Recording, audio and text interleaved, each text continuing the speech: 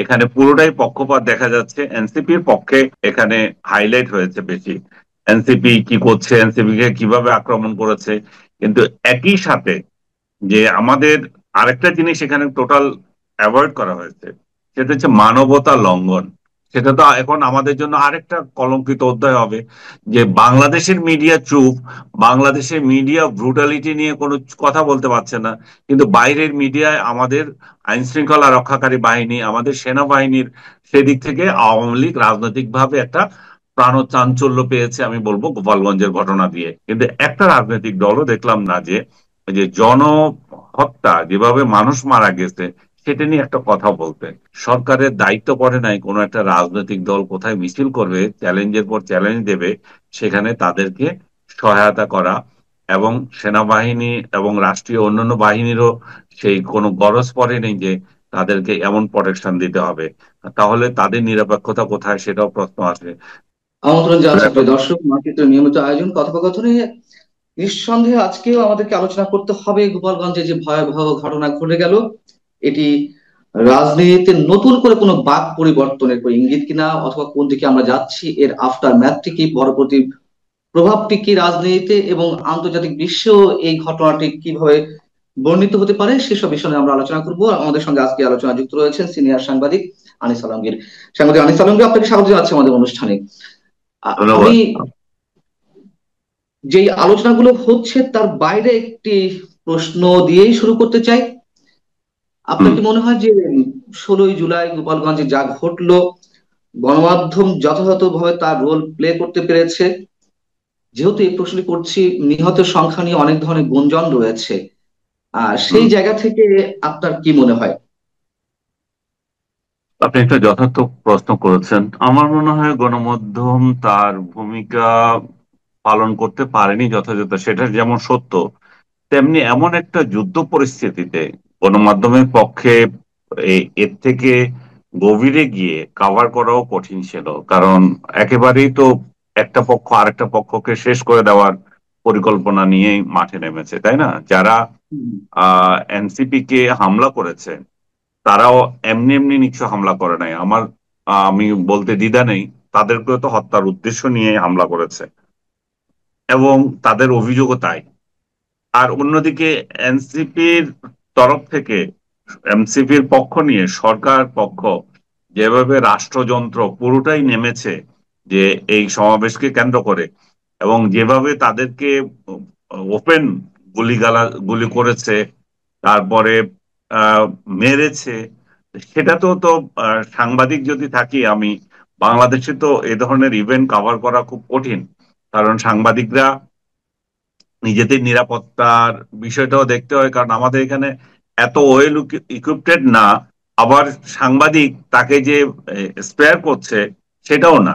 তো সেদিক থেকে এটা হচ্ছে একটা দিক, এই আমাদের দুর্বলতা বা যে একটা দিক। আরেকটা দিক হচ্ছে সাংবাদিকদের, মিডিয়াগুলোর পক্ষপাত এখানে দেখা যাচ্ছে।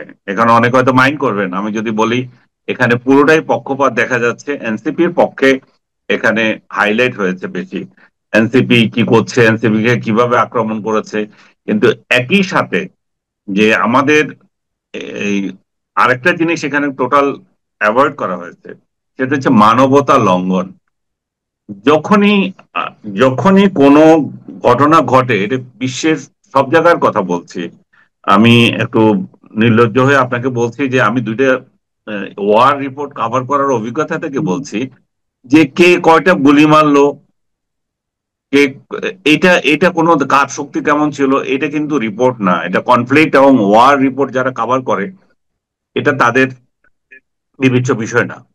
বিবেচ্য বিষয় যে সেখানে আইন শৃঙ্খলা রক্ষাকারী বাহিনী কিংবা এই প্রতিপক্ষের একজন আরেকজনকে কতটা নৃশংসতার সাথে, কতটা অন্যায়ভাবে আক্রমণ করেছে, সেগুলো তুলে ধরা। এখানে যারা নিহত হয়েছে, যে চারজন ব্যক্তি, তাদের তাদের পরিচয় সেভাবে আসেনি, তাদের আত্মনাদ সেভাবে কোনো পত্রিকায় তুলে আনতে পারেনি। আমি এইমাত্র দেখছি একটা অনলাইনে যে ইমনের পরিবার থেকে বলা হচ্ছে, তার মায়ের কান্না, যে আমরা আমার আর কেউ নাই, এই জাতীয় একটা সংলা হেডলাইন দিয়ে তারা করেছে। ইমন ছেলেটাকে নিয়েই তো একটা বিরাট কাহিনী হতে পারে, যে মানবতার লঙ্ঘন এখানে তো সবচেয়ে বড়, যাকে দেখা যাচ্ছে পুলিশ গ্রেপ্তার করেছে, পুলিশের হেফাজতে আছে সে, সে হেফাজতে থাকা একটা ছেলে 5 মিনিটের পরে কিভাবে মৃত হয়ে যায়। এখানে তো এই যদি ক্ষমতার পট পরিবর্তন হয়, যারা এই কাণ্ডে জড়িত ছিল তাদের তো বিচার হবে। এদেরই তো আবার এই যে মানবতা বিরোধী যে ট্রায়াল কোর্ট করেছে, এই ট্রায়াল কোর্টে এদেরই উঠতে হবে।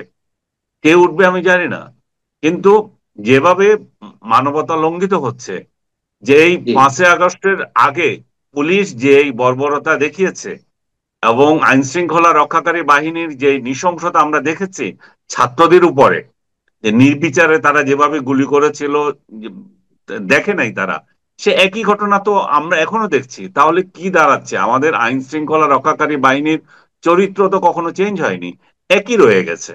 এটাই আমার সেম কথা। সেম গণমাধ্যম, হ্যাঁ, বলছি একই রকম চরিত্র কি পুলিশের মতন গণমাধ্যমেরও? আওয়ামী লীগের সময় আওয়ামী লীগের পক্ষে ঢোল বাজিয়েছে, এখন আবার সরকারের পক্ষে বা এনসিপির পক্ষে ঢোল বাজাচ্ছে, না না না, বিষয়টা এখানে কিরকম? উল্টোটা হচ্ছে, এখানে উল্টোটা হয়েছে। 5ই আগস্টের আগে আমরা পত্রিকাগুলোকে দেখেছি যে ছাত্রদের পক্ষ নিয়ে যথেষ্ট লিখেছে, মানবতার কাহিনী সেখানে কমতি ছিল না, সেখানে মানবিক স্টোরি গুলো খুব গুরুত্ব পেয়েছে। ইভেন এখনো আজকের না, দিনেও কিন্তু দেখেন অনেক আপনি। তথ্য তো গোপন করেছে, অনেক তথ্য তখন গোপন করা হয়েছিল গণমাধ্যমে, ইলেকট্রনিক মিডিয়া, প্রিন্ট মিডিয়ায়, সব ধরনের চিত্র তো আসেনি, এটাও তো সত্য কথা। এটা একদম সত্য কথা বলেছেন, বিশেষ করে আপনি যেটা পরে বললেন যে ইলেকট্রনিক মিডিয়া, ইলেকট্রনিক মিডিয়া অনেক সত্য গোপন করেছে, কিন্তু প্রিন্ট মিডিয়ায় অনেকটা এসেছে। এগুলো একেবারে ইয়ে করা যায় না। আর আরেকটা বিষয় যেটা আমি এখন বললাম আগেই শুরুতেই, যে পরিস্থিতি যে ছিল, সাংবাদিকদের নিজেদের জীবন রক্ষা করাও তো কঠিন ছিল। আপনি জানেন 4-5 জন সাংবাদিকও মারা গিয়েছে এই ঘটনা, আমাদের গত আগস্টের ঘটনায়, যা জুলাইয়ের ঘটনায়। সো তাদের তাদেরকেও আপনি উপেক্ষা করতে পারেন না। একদিক দিয়ে সরকারের সেন্সরশিপ, আরেক দিক দিয়ে আইন শৃঙ্খলা রক্ষাকারী বাহিনী সাংবাদিকদের পিটাচ্ছে, মারছে নির্বিচারে, সেটা বিবেচনা করছে না কে সাংবাদিক আর কে সাংবাদিক না। সেই প্রেক্ষাপটে যথাযথভাবে আসেনি, বিশেষ করে হত্যার সংখ্যা ঠিক মতো আসতে পারে না। এক পত্রিকায় একটা লিখেছে, এক পত্রিকায় যদি 6টা লেখে, আরেক পত্রিকায় লিখছে 16টা। তার মানে এত পার্থক্য তো হতে পারে না।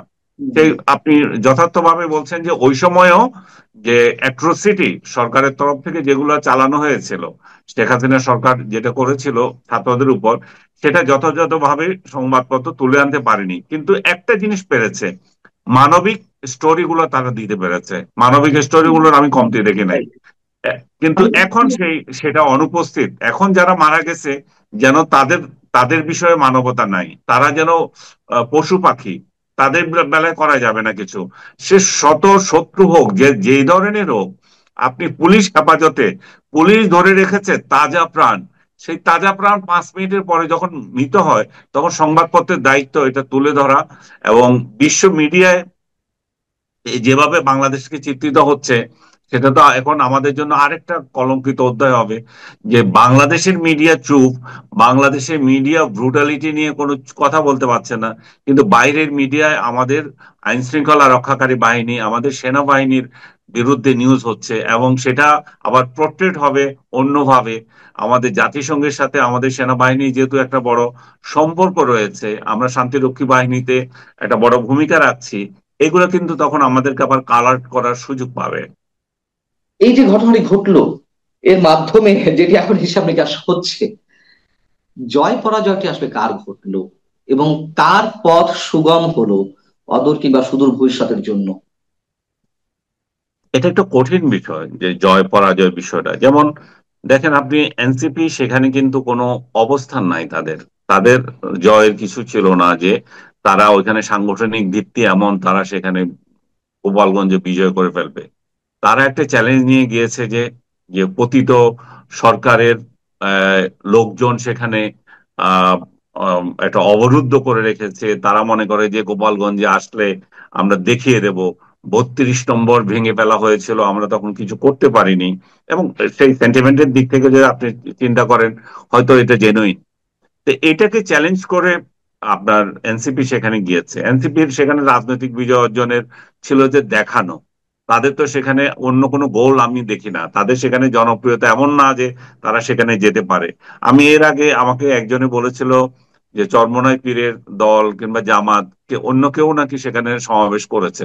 তাদের ক্ষেত্রে তো কোনো প্রতিরোধ আসেনি, তাহলে এদের ক্ষেত্রে আসলো কেন? এদের ক্ষেত্রে এসেছে ওই যে 32 নম্বরে যে ঘটনা বললাম। 32 নম্বর যখন ঘুরে দেওয়া হলো, তখন আবার আওয়াজ উঠলো সোশ্যাল মিডিয়ায়, কিছু ব্লগার বা ইউটিউবার মানে এমন সব কথা বললেন যেগুলা দিয়ে ফ্রান্স থেকে, মানে আমেরিকা থেকেও আসলো, ওহি নাজির হলো যে বুলডোজার দিয়ে মানে টঙ্গিপাড়ার সমাধিস্থল গুড়িয়ে দেওয়া হবে, ড্রোনের মাধ্যমে জ্বালিয়ে দেওয়া হবে, এরকম কথাবার্তা হ্যাঁ, এসেছে। এগুলো তো কারো কারো বক্তৃতা এসেছে। ইভেন দায়িত্বশীল নেতাদের উস্কানিও ছিল এখানে। তো এইটার একটা এটার একটা প্রতিক্রিয়া তো সেটা ছিলই, তার জন্য যে একটা মানে একটা উস্কানি, আমি বলবো যে এই উস্কানির প্রেক্ষিতে এই ধরনের ঘটনার পরিবেশ তৈরি হয়েছে। এখন সেখানে যে পরিস্থিতিতে গিয়ে তারা বক্তৃতা করেছে সেখানে, সেটা এক ধরনের অবশ্যই বিজয়। তারা তাদের কথা রেখেছে, তারা গিয়েছে, সেখানে দাঁড়িয়েছে, আবার তারা সেখান থেকে চলে গেছে। আজকে দেখলাম তারা আবার বলেছে আমরা সেখানে যাব। এই পাল্টা পাল্টির যে রাজনীতি, সেটা কোথায় যে আমি জানি না।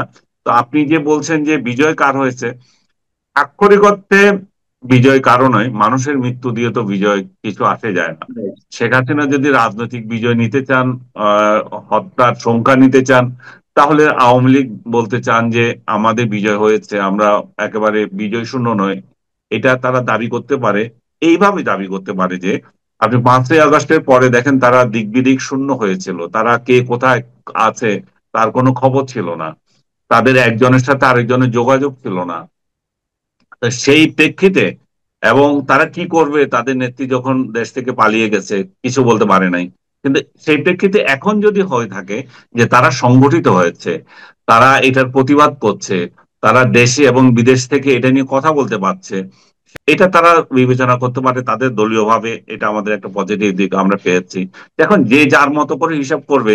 আর এনসিপি কেও তারা বলতে পারে যে তোমরা সেখানে যে গিয়েছিলে সেটা তো সশস্ত্র পাহাড়ে গিয়েছো, এর থেকে তোমরা একটা অনিবন্ধিত রাজনৈতিক দল, তোমাদেরকে সরকার প্রটেকশন দিয়ে, পুরো রাষ্ট্রযন্ত্র প্রটেকশন দিয়ে, একজন উপদেষ্টা এবং স্বরাষ্ট্র উপদেষ্টা দুইজন মিলে মনিটরিং করে যে কি করবে না করবে সেটার সেটার তদারকি করছে। রাষ্ট্র তোমাদের পক্ষ নিয়ে বিবৃতি দিচ্ছে। তো সব দিক দিয়ে দিলে দেখলে আবার এনসিপি এবং সেখান থেকে যে আহ, আহ, প্রাণ হুমকি যেটা ছিল তাদের উপরে, যেটা আমি শুরুতে বলছিলাম যে তাদেরকে তো আক্রমণ করা হয়েছে প্রাণাঘাত করার জন্যই। তো একই স্টাইলে তারা আবার সাজোয়া জানে করে চলে গেছে। সাজোয়া জানের ভিতরে তাদের ঢোকা নিয়ে অনেকে ট্রল হচ্ছে। যেই ট্রল শেখ হাসিনা যখন ভারতে পালিয়ে গিয়েছিল হেলিকপ্টার করে, যেটা হয়েছে, তো হম হম পালানো হম। এখন দুইটা দুইটা পালানোকে আবার একভাবে দেখছে, কিন্তু প্রাণ বাঁচানো তো সবার জন্য ফরজ। এটা আমি মনে করি না যে এটাতে কোনো অন্যায় হয়েছে, সবারই দরকার জীবন সেফটি। আপনি নিজে না বাঁচলে রাজনীতি কি? তো শেখ হাসিনাও যেমন চলে গেছে, এরাও তেমনি নিজেদের সেফটির জন্য সরে গেছে। তো এটাকে আবার ওই আওয়ামী লীগ বলতে পারে তোমরা তো এককভাবে একক শক্তিতে সেখানে যেতে পারছো না, তোমরা তো প্রটোকল ছাড়া যেতে পারছো না, এই আর কি। আপনি যে কথাগুলো বললেন তার থেকে দুটো কোশ্চেন আমি একটু অ্যারাইজ করতে চাই। একটা হচ্ছে আসিফ মাহমুদ প্রসঙ্গ এনেছেন, এবং এটাও যথেষ্ট সমালোচিত হচ্ছে। বাংলাদেশের ইতিহাসে পুলিশ কন্ট্রোল রুমে এ পর্যন্ত সংশ্লিষ্ট মন্ত্রণালয়ের মন্ত্রী ছাড়া, তাও সম্ভবত এক সাবেক স্বরাষ্ট্রমন্ত্রী আসাদুজ্জামান খান কামাল, তিনি হুম। বাদে আর কোন মন্ত্রী যাননি। সেটা তারা যেতেই পারেন, সংশ্লিষ্ট মন্ত্রণালয়ের মন্ত্রী। এর বাইরে অন্য কোনো মন্ত্রণালয়ের দায়িত্বপ্রাপ্ত কোনো মন্ত্রী বা উপদেষ্টা আজ অবধি এরকম সেন্সিটিভ এবং ভেরি কনফিডেন্সিয়াল একটা জায়গায় কখনো প্রবেশ করেননি, প্রবেশ করার প্রয়োজনীয়তা অনুভব করেননি। সম্ভবত রেকর্ড সৃষ্টি করেছেন আসিফ মাহমুদ। তিনি কেন গেলেন, তার এই যাওয়ার মাঝেটা কি আপনার কাছে কি মনে হয়? এবং তিনি বলেছেন যে পর্যবেক্ষণ, আমরা তো আর সিনেমা বসে দেখিনি যে আমরা পর্যবেক্ষণ করি, নিশ্চয়ই ওইখান থেকে বসে নানান ধরনের নানান জনের মন্তব্য করছেন। আপনি আপনি কি মনে করেন? আমি মনে করি যে আসিফ মাহমুদের অতিরিক্ত বাড়াবাড়ি হচ্ছে। উনি শুধু এখানে যান নাই, এটা নিয়ে ফেসবুক স্ট্যাটাস দিয়েছেন, এবং এক ধরনের হুমকি। এবং হ্যাঁ, নাহিদ কিংবা নাহিদ পাটোয়ারি, হ্যাঁ। আপনার কিংবা নাহিদের নাহিদের ক্ষেত্রে আমি বলবো যে এখানে কোনো আমি তো অন্যায় দেখি না। তারা রাজনীতি করছে, রাজনৈতিক প্রতিপক্ষের সাথে তাদের মোকাবেলা করবে, তাদের রাজনৈতিক এজেন্ডা আছে। কিন্তু আসিফ মাহমুদ এখানে বসে সরকারের উপদেষ্টা হয়ে যে ভূমিকা নিয়েছেন সেটা খুব নিন্দনীয়। আসিফ মাহমুদের উচিত এই যে এই ইন্টেরিয়াম গভর্নমেন্টের পদ ছেড়ে এসে এদের সাথে দাঁড়ানো। তার যদি উচিত এতই বললে তো শখ হয় দাঁড়াচ্ছে রাজনীতি না। করার। হ্যাঁ, এই এই উচিত প্রসঙ্গটা তো আপনারা অনেক আগে আগে থেকেই তুলছেন, আমরা তুলছি, রাজনৈতিক দলগুলো তুলছে, কিন্তু এই অনুচিত উচিতের কোনো প্রশ্নে তারা তো কোনো ধরনের মিনিমাম কোনো সায় দিচ্ছে না, কর্ণপাত করছে না, সেটা বা দিচ্ছে করবে না না। ডক্টর ইউনূসের জন্য, ডক্টর ইউনূসের তরফ থেকে এই ধরনের আশকারা পাচ্ছে। এই যে পর্যবেক্ষণ করছে আসিফ, এতে হুম। ট্রাম্প স্টাইলে আফগানে হামলা চলছে কিংবা ইরানে হামলা চলছে, প্রতিরক্ষা মন্ত্রী এবং ট্রাম্প দেখে বসে দেখছে। সেটা যদি হতো যে আমাদের আহ উপদেষ্টা, আহ, প্রধান উপদেষ্টা দেখছেন স্বরাষ্ট্রমন্ত্রীকে নিয়ে, এটা কোয়াইট ন্যাচারাল ছিল এবং উনি নিজে দিতেই পারেন। আসিফ মাহমুদের এখানে যাওয়াটা মনে হচ্ছে যে একটা পার্ট হয়ে যাওয়া, এবং সরকার যে নির্লজ্জভাবে একটা দলকে সহযোগিতা করছে, এবং এই ধরনের অ্যাট্রোসিটিতে সরকারের যে কোনো একটা নিরপেক্ষ ভূমিকা নাই, সেটা আবার প্রমাণিত হয় এই আসিফ মাহমুদের কার্যক্রম দিয়ে। আরেকটি প্রশ্ন, যদি আপনার কথার মধ্য থেকেই আমি যে অ্যারাইজ করতে চাই, সেটা হচ্ছে যে আহ যেটি এখন সবাই জানছে, মোটামুটি অনেকটা চ্যালেঞ্জ ছুড়ে দিচ্ছে এনসিপি যে প্রয়োজনে আবার গোপালগঞ্জ যাব, গোপালগঞ্জে প্রতিটি গ্রামে উপজেলায় কর্মসূচি করব, আহ গণ অভ্যুত্থানের পতাকা উড়াবো, মুজিববাদীদের হবে না, বাংলাদেশ পন্থীতে হবে, ইত্যাদি ইত্যাদি বক্তব্য দিচ্ছে। তারা যেতেই পারে, যাওয়ার রাইট আছে বাংলাদেশের যে কোনো প্রত্যন্ত অঞ্চলে, প্রত্যেকটি কর্নারে, এটা অবশ্যই আছে, কিন্তু সিচুয়েশন, স্থান, কাল, পাত্র বলে একটা কথা আছে, তাই না? এখন এটি কি চ্যালেঞ্জ ছুড়ে দেওয়া, এক ধরনের ধ্বংসাত্মক পরিবেশ সৃষ্টির কোনো ইঙ্গিত? আমরা অবশ্যই আওয়ামী লীগ যা করেছে, ছাত্রলীগ যা করেছে, যে সন্ত্রাসী হামলা করেছে, সেটি অবশ্যই নিন্দা জানায়, কিন্তু তার সেটাও বক্তব্য আছে যে উস্কানির পরিপ্রেক্ষিতে বা কোনো সন্দেহ সংশয়ের জায়গা থেকে তারা সেগুলো করেছে কিনা। ঠিক সেম অ্যাজ নাহিদ ইসলাম এখন যে কথাগুলো বলছেন, বা এনসিপি যে কথাগুলো বলছে, এমনিতে প্রসঙ্গ এসেছে, তারা ওইখানে না গেলেও পারতো, বা পোলাইটলি বক্তব্য দিয়ে চলে আসতে পারতো, সেখানে উস্কানিমূলক বক্তব্য দিয়েছে, আবার এই যে একটি বক্তব্য। আহ এটা তো এটা তো রীতিমতো উস্কানিমূলক। এখন রাজনৈতিক দলগুলো বিবেচনা করবে যে এই ধরনের হাঙ্গামা তারা টিকিয়ে রেখে নির্বাচনকে বানচাল করার জন্য সুযোগ দেবে কিনা। সরকার নির্বাচনে যদি সদিচ্ছা থাকে, এই ধরনের ঘটনাগুলোকে একটার পর একটা এগিয়ে এনে পরিবেশ ঘোলা করবে কিনা, এটা সরকারের দায়িত্ব। রাজনৈতিক দলগুলো আমি দেখলাম যে নির্বিচারে গতকাল এনসিপির পক্ষ নিয়ে, সরকারের পক্ষ নিয়ে আওয়ামী লীগের সমালোচনা করেছে। কিন্তু একটা রাজনৈতিক দলও দেখলাম যে না, যে এই যে জনহত্যা, যেভাবে মানুষ মারা গেছে, সেটা নিয়ে একটা কথা বলতে। আমাদের রাজনৈতিক দলগুলোর একটু সহনশীল এবং কি বলবো, একটা ওয়াইডলি জনগণের কথা ভাবা উচিত। দলীয় দৃষ্টিতে সবকিছু দেখা তো ঠিক না। যে লোকগুলো প্রাণ গেছে তারা তো বলি হয়েছে না। তারা হয় শেখ হাসিনার দল করতে গিয়ে বলি হয়েছে, কিংবা সরকারের রোষানলে বলি হয়েছে, কোনো না কোনো তো হয়েছে। কিন্তু প্রাণ তো আছে, প্রাণের মায়া, প্রাণ, এবং প্রত্যেকটা প্রাণেরই তো মূল্য আছে। এবং এমন একটা দিনে তাদেরকে হত্যা করা হলো। সেদিন এই যে আপনার আবু সাইদ হত্যা করেছেন। আবু সাইদ হত্যার যে দিবস, সে আবু সাইদ দিবসের একটি ঘটনা ঘটলো। আবু সাইদকে বুকে গুলি করেছিল পুলিশ, এবং এই আবু সাইদের হাতে কোনো অস্ত্র ছিল না।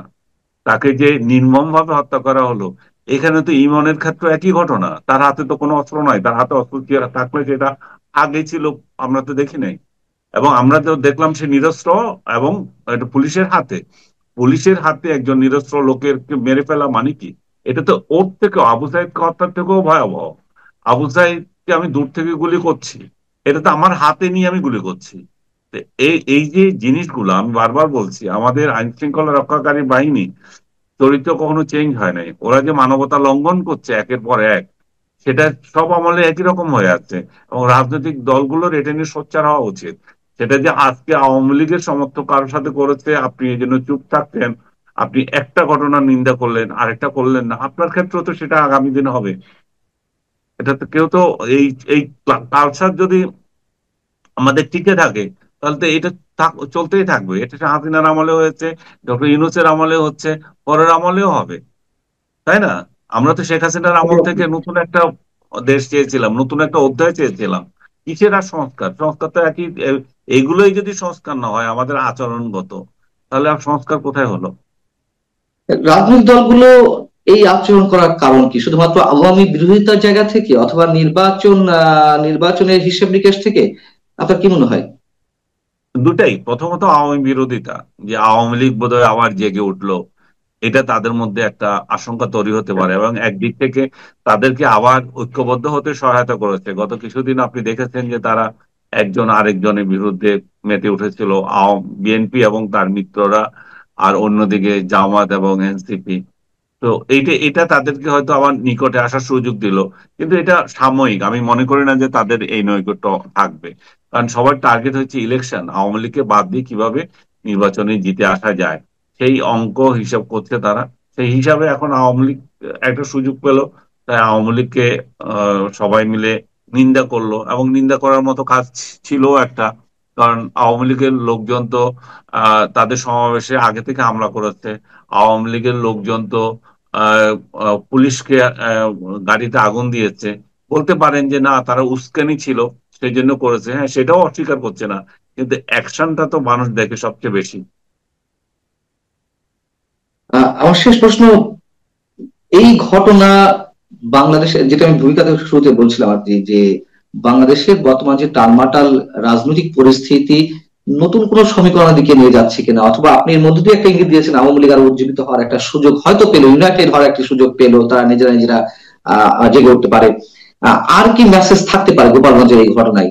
মানবাধিকার লঙ্ঘন হয়েছে, গণমাধ্যমের ভূমিকা প্রশ্নবিদ্ধ হয়েছে, রাজনৈতিক দলগুলোর ভূমিকা প্রশ্নবিদ্ধ হচ্ছে, এর পাশাপাশি সার্বিকভাবে পুরো দেশের জন্য পরবর্তী মেসেজটা কি, আপনার দেশের বিশ্লেষণে? জন্য এটা একটা অশুভ ছায়া। সরকারের যদি সদিচ্ছা না থাকে, ইলেকশন দেবে ফেব্রুয়ারিতে, তাহলে এটাকে লেংদি করে সরকার নির্বাচনকে বানচাল করতে পারে। জামায়াত এবং এনসিপির ইলেকশন নিয়ে কোনো মাথা ব্যথা নাই। তারা যদি, তারা সরকার একটার পর একটা এই ধরনের ঘটনা ঘটিয়ে যায়, এবং নির্বাচনের পরিবেশ নেই বলে ধোঁয়া তোলার একটা বড় সুযোগ তারাই তৈরি করছে, তারাই আবার বলবে, তারাই এখানে আগুন লাগাবে, এবং তারাই এখানে ফায়ার ফাইটার। আর সরকার সেখানে তাদের সাথে আছে একযোগে। সরকার যদি মনে করে যে না, আমার টার্গেট হচ্ছে ফেব্রুয়ারির মধ্যে ইলেকশন দিয়ে দেওয়া, তাহলে কিন্তু সরকার এগুলোকে অ্যাভয়েড করতে হবে। সরকারের দায়িত্ব পড়ে নাই কোনো একটা রাজনৈতিক দল কোথায় মিছিল করবে, চ্যালেঞ্জের পর চ্যালেঞ্জ দেবে, সেখানে তাদেরকে সহায়তা করা। এবং সেনাবাহিনী এবং রাষ্ট্রীয় অন্যান্য বাহিনীরও সেই কোনো গরজ পড়ে নেই যে তাদেরকে এমন প্রোটেকশন দিতে হবে। তাহলে তাদের নিরপেক্ষতা কোথায়, সেটাও প্রশ্ন আসে। তাহলে শেখ হাসিনার লেজুর ভিত্তি করেছিল, শেখ হাসিনার পক্ষ নিয়ে যে সমস্ত পুলিশ কর্মকর্তা, যে সমস্ত বড় বড় আইন শৃঙ্খলা রক্ষাকারী বাহিনীর অন্য কর্মকর্তারা জড়িত ছিল, তাহলে পার্থক্য কোথায়? এগুলার আর ওইগুলোর মধ্যে তো পার্থক্য নাই। রিজিম চেঞ্জ হলেতে এরাও আবার জেলে যেতে হবে এই সমস্ত কর্মকাণ্ডের জন্য। এটাই আর কি। অনেক ধন্যবাদ সাংবাদিক আনিস আলমগীর। আপনি যা বলেছেন এরপরে আর কোনো উপসংহার থাকতে পারে না, উপসংহার পুরোটাই আপনার উপসংহার যা বলেছেন। ভালো থাকুন। অনেক দর্শক আপনারা ভালো থাকবেন। শেষ করছি, আল্লাহ হাফেজ।